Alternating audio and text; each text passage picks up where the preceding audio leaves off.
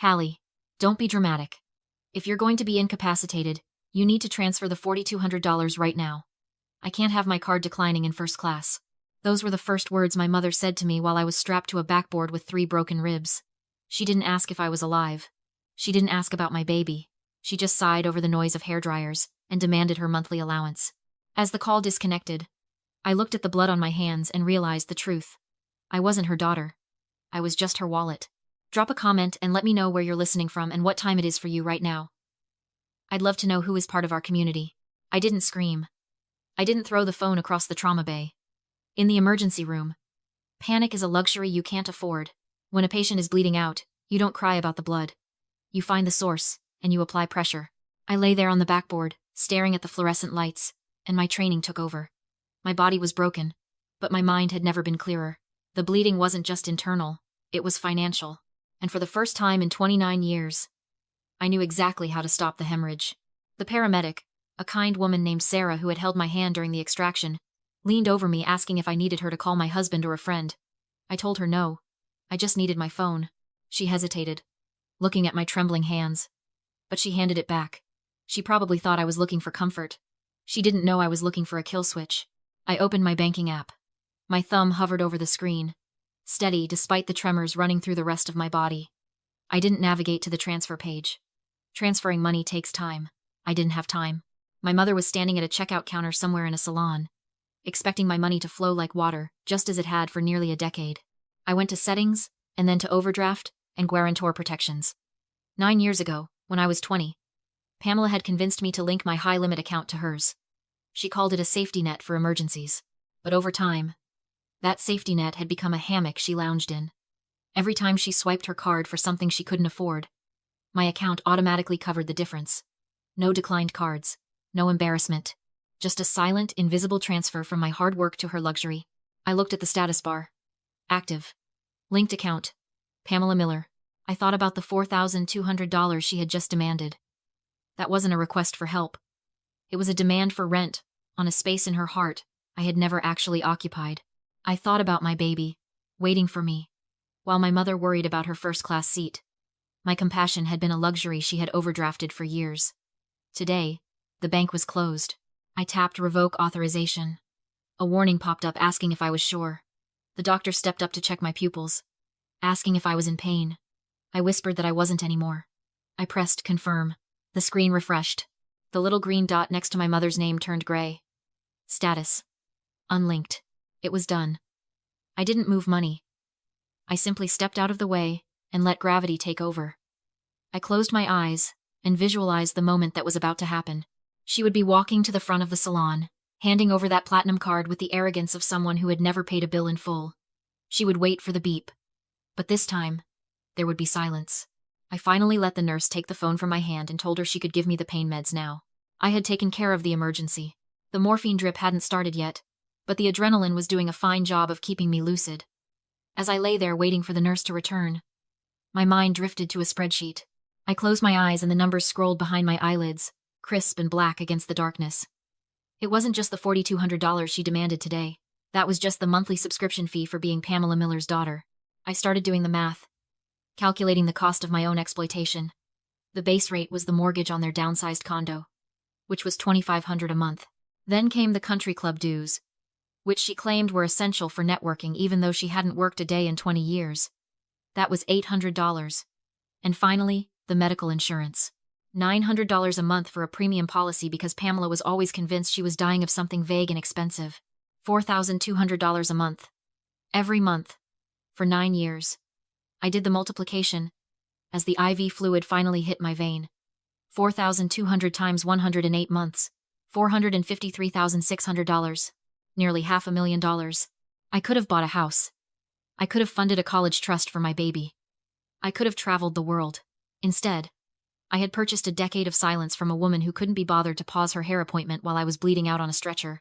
People always ask how I could be so stupid not to see it. But that's the wrong question. I wasn't stupid. I was groomed. Financial grooming isn't something that happens overnight. It starts when you're small, before you even know what money is. It starts with the lesson that love isn't a birthright. It's a commission. When I was 10, Pamela didn't hug me because I was her child. She hugged me when I won a prize, or when I fixed a problem, or when I made her look good. She taught me that affection was a transaction. If I wasn't useful, I was invisible. By the time I was 20 and working my first nursing job, the programming was complete. Linking my bank account didn't feel like being used. It felt like paying my dues. But love isn't a mortgage. You can't pay it off. The pain medication finally washed over me, but it did nothing to dull the clarity in my mind. The fog of guilt I had lived in for years evaporated. I realized I hadn't been supporting a family. I had been funding a parasite. I was a long-term investment vehicle that had finally decided to stop paying dividends. 3 hours later, the chaos of the trauma bay had settled into the rhythmic, mechanical hum of recovery. My ribs were taped, my collarbone was immobilized, and the initial shock had faded into a cold, sharp determination. I wasn't just a patient anymore. I was a hunter, setting a snare. I signaled Sarah, my friend, and the charge nurse on duty. I told her I needed her to make me look worse than I was. Not physically, but medically. I asked her to dim the lights, put a strict isolation sign on the door, and turn the volume on the heart monitor all the way down to silent. When she asked why, I told her that when my mother walked in, my heart rate was going to spike, and I didn't want the beeping to give away that I was awake. Sarah didn't ask questions. She adjusted the monitors, lowered the blinds, and placed an oxygen mask over my face. It obscured my expression perfectly. To anyone walking in, I looked heavily sedated, drifting in the gray space between consciousness and a coma. I lay back and waited. It didn't take long. My phone, resting on the plastic tray table next to my head, buzzed. I cracked one eye open. The screen lit up the dim room. Mom. I let it buzz. Then a text message notification pinged. I slid my hand out from under the sheet and tapped the screen. I expected anger. I expected a lecture. But even after 9 years of financial abuse, I wasn't prepared for the sheer audacity of what I read. There was no question about my safety. The text read, in all caps, "My card declined. The salon is holding my luggage. Fix it. Now." I stared at the glowing letters. She wasn't worried about my survival. She was worried about her luggage. Another text came through a minute later. It said, "I know you're reading this. If you don't transfer the money in 5 minutes, I'm coming down there." I smiled beneath the plastic mask. It was the confirmation I needed. She wasn't coming to the hospital to hold her daughter's hand. She was coming to force a transaction. She was coming because her ATM was broken, and she needed to kick it until it dispensed cash again. 40 minutes later, I heard the clicking of heels on the linoleum floor. It sounded less like a family visiting a bedside, and more like a tactical team breaching a perimeter. I kept my eyes closed, regulating my breathing to match the slow, artificial hiss of the oxygen machine. Through the thin curtain, I heard the commotion at the nurse's station.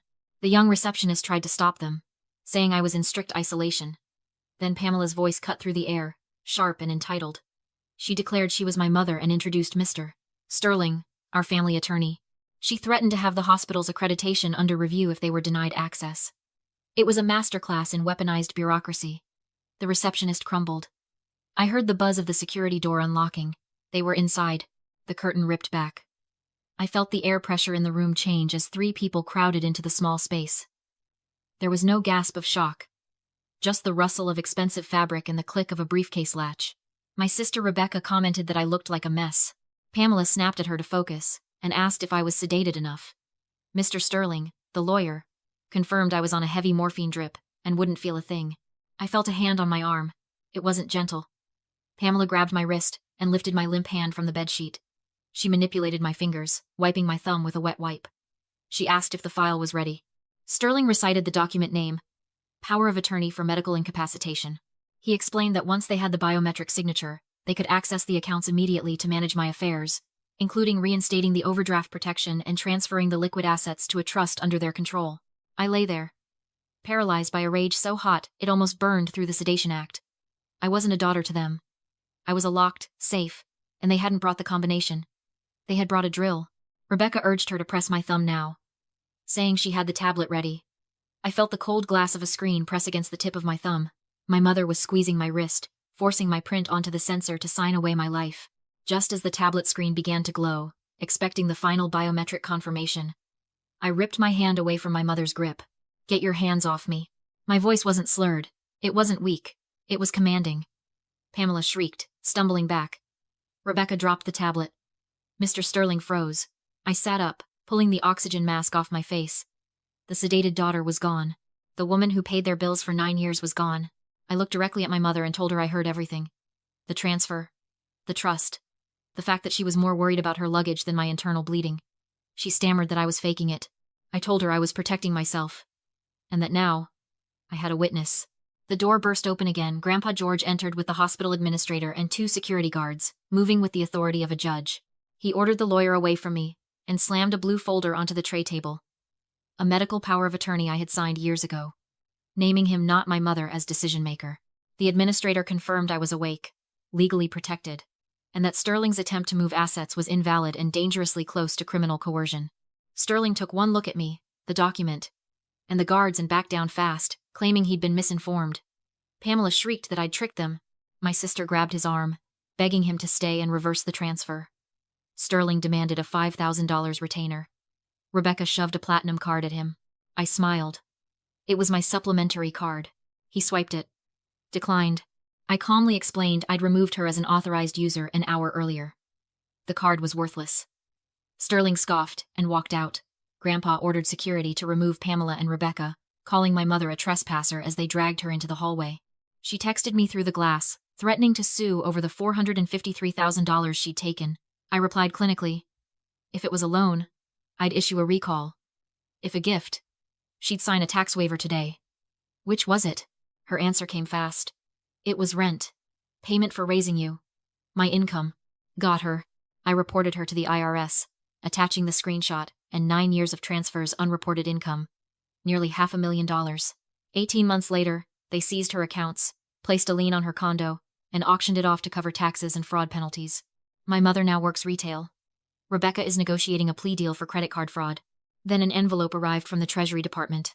Inside, a whistleblower reward check, $41,350. Not everything I lost, but enough for a new home and my daughter's future. They tried to destroy me. Instead, their greed paid for my freedom. I didn't lose a family. I lost a payroll, and I got my life back.